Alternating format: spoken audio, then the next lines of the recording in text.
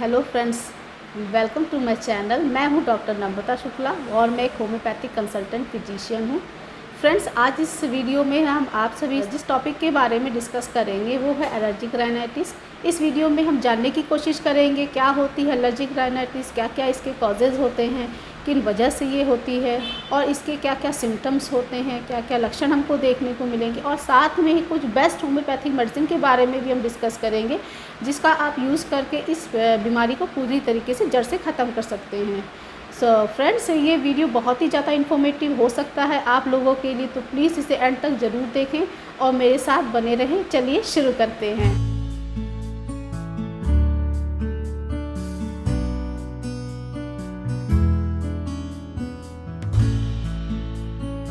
Video शुरू करने से पहले अगर आप मेरे चैनल पर पहली बार आए हैं तो प्लीज़ मेरे चैनल को सब्सक्राइब कर दें, साथ में ही बेल आइकन को भी प्रेस कर दें ताकि जब भी मैं ऐसे इन्फॉर्मेटिव वीडियो अपलोड करूं उनके नोटिफिकेशन आपको समय से मिल जाएं। तो सबसे पहले मैं आप सभी को ये बताना चाहूँगी कि क्या होती है एलर्जी। एलर्जी हमारी बॉडी की वो कंडीशन होती है जिसमें हमारी बॉडी पर्टिकुलर सब्सटेंस को लेकर के हाइपर सेंसिटिव हो जाती है और ओवर रिएक्ट करना शुरू कर जाती है, जिसकी वजह से बहुत तरह के साइन एंड सिम्टम्स हमारी बॉडी में डेवलप होना शुरू हो जाते हैं। राइनाइटिस बेसिकली वो कंडीशन होती है जिसमें हमें नाक की जो नेज़ल मेम्ब्रेन होती है उसमें इरिटेशन शुरू हो जाता है। पर्टिकुलर एलर्जेंस की वजह से, इरिटेशन की वजह से उसमें इन्फ्लेमेशन होता है, सूजन होना शुरू हो जाती है, तो फिर फ्रिक्वेंट छींक आना शुरू हो जाती है, नाक से पानी आने लग जाता है, गले में खुजली और दर्द शुरू हो जाता है, साथ में सर में भी दर्द हमेशा बना रहता है। इसके कॉजेज़ के बारे में भी अब बात कर लेते हैं कि इसके क्या क्या कॉजेज़ होते हैं। कॉजेज़ बताने से पहले मैं आपको एलर्जिक राइनाइटिस के टाइप्स के बारे में बताना चाहूँगी कि टाइप्स क्या क्या होते हैं। दो तरीके का बेसिकली होती है, सीजनल एलर्जिक राइनाइटिस, और जो दूसरी होती है वो परनियल एलर्जिक राइनाइटिस होती है। नॉर्मली ये देखा गया है कुछ लोगों में कि जैसे ही मौसम में चेंजेस आना शुरू होते हैं, जैसे सर्दी के मौसम से गर्मी का मौसम आता है या गर्मी के मौसम से सर्दी का मौसम आता है या फिर रेनी वेदर की स्टार्टिंग अगर होती है तो लोगों में इस तरीके के सिम्टम्स देखने को मिलने लगते हैं। और दूसरी वो कंडीशन होती है जिसमें हमारी बॉडी पर्टिकुलर सब्सटेंस को लेकर के ओवर रिएक्ट करना शुरू करती है, हाइपर सेंसिटिव हो जाती है। उन पर्टिकुलर सब्सटेंस को हम एलर्जेंस बोलते हैं। और ये एलर्जेंस क्या हो सकते हैं, जैसे कि पॉलन ग्रेन्स होते हैं, डस्ट होती है, और पेट्स हेयर्स हो सकते हैं, इवन सॉफ्ट टॉयज़ के रेशे हो सकते हैं, अगरबत्ती हो सकती है, स्ट्रॉन्ग स्मेलिंग परफ्यूम्स हो सकते हैं, और पोल्यूशन हो सकता है। और इसके साथ कुछ लोगों को ये भी देखा गया है कि पर्टिकुलर फूड को लेकर के उनके अंदर सेंसिटिविटी डेवलप होना शुरू हो जाती है, एलर्जी होने लग जाती है, जैसे कि अंडा हो गया, फ़िश हो गया, हनी हो गया, बैगन हो गया, कुछ लोगों को इन सब चीज़ों से भी एलर्जी होती है।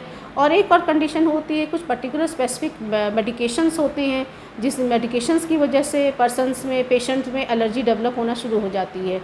तो ये थे इसके कॉजेज़। तो चलिए अब इसके सिम्टम्स के बारे में हम बात कर लेते हैं कि किस तरीके के हमको सिम्टम्स देखने को मिलेंगे, किस तरीके के लक्षण हमको देखने को मिलेंगे।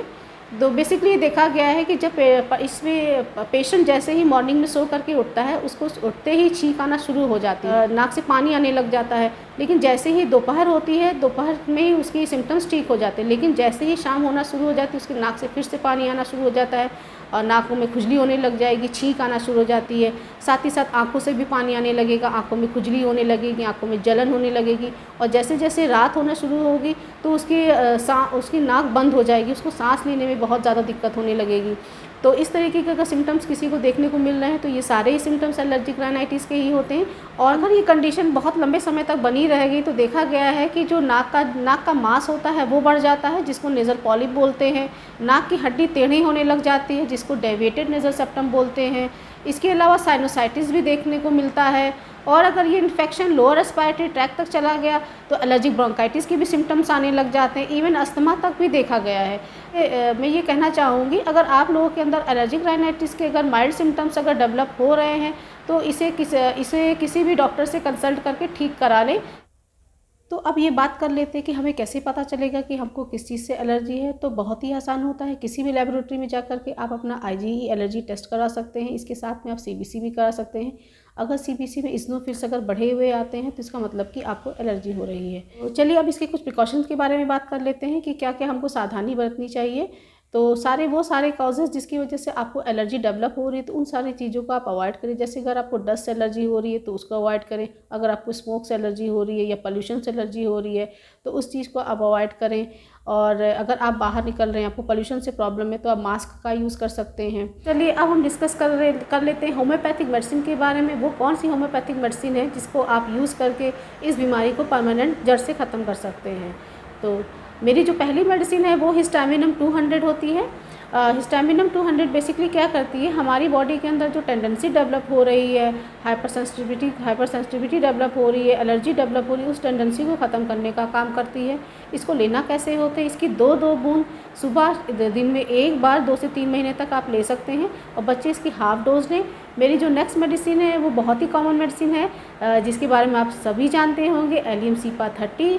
एलियम सीपा में नाक से पानी आता है, नाक में खुजली होती है, नाक में जलन होगी, आँखों में खुजली होगी, आँखों में जलन होगी और साथ में ही जो डिस्चार्ज होता है वो बहुत ही ज़्यादा एक्रिड होता है, कोरोसिव होता है, एसिड लाइक होता है कि वो जहाँ पर भी जाता है वहाँ की स्किन जो होती है एक्सकोरिएट कर जाती है, मतलब कि छिल जाती है, छिला सा महसूस होता है। तो अगर इस तरीके के सिम्टम्स आपको देखने को मिलते हैं तो उस कंडीशन में एलियम सीपा 30 की 2 बूंद सुबह शाम 2 से 3 महीने तक आप ले सकते हैं। बच्चों को उसकी आप हाफ डोज दे सकते हैं। नेक्स्ट मेडिसिन है वो होती है सेबिडिला 30।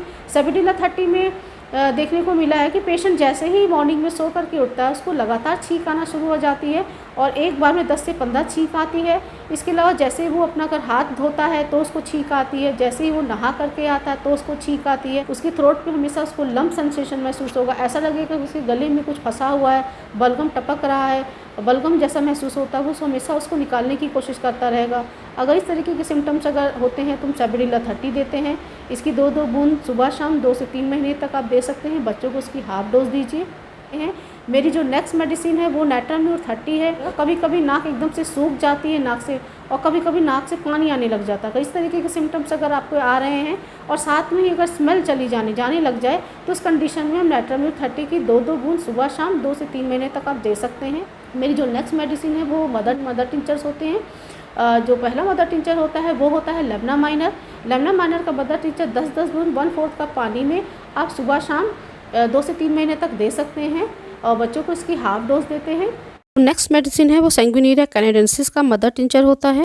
इसकी 10 बूंद 1/4 कप पानी में आप सुबह शाम दे सकते हैं 2 से 3। मैं एक मेडिसिन कॉम्बिनेशन मेडिसिन में बताना चाहूँगी। जो बैक्सन की LR8 मेडिसिन होती है, ये बहुत ही अच्छी और इफेक्टिव मेडिसिन होती है। इसके रिजल्ट बहुत ही ज़्यादा अच्छे देखने को मिले हैं। इसकी एक टैबलेट दिन में 3 बार आप ले सकते हैं। और तो फ्रेंड्स, ये थी कुछ होम्योपैथिक मेडिसिन जिसको आप यूज़ करके अपनी इस समस्या को जड़ से ख़त्म कर सकते हैं। आई होप ये वीडियो आप सभी को पसंद आया होगा। अगर आपको पसंद आया, इन्फॉर्मेटिव लगा हो तो प्लीज़ इस मेरे वीडियो को लाइक कर दें। साथ में ही मेरे चैनल को अगर आपने अभी तक सब्सक्राइब नहीं किया है तो उसे सब्सक्राइब कर दें और बेल बटन को भी प्रेस कर दें ताकि इस तरीके की इन्फॉर्मेटिव वीडियो जब मैं अपलोड करूँ तो उसकी नोटिफिकेशन आपको समय से मिल जाए। Thanks for watching. Wishing you all very good.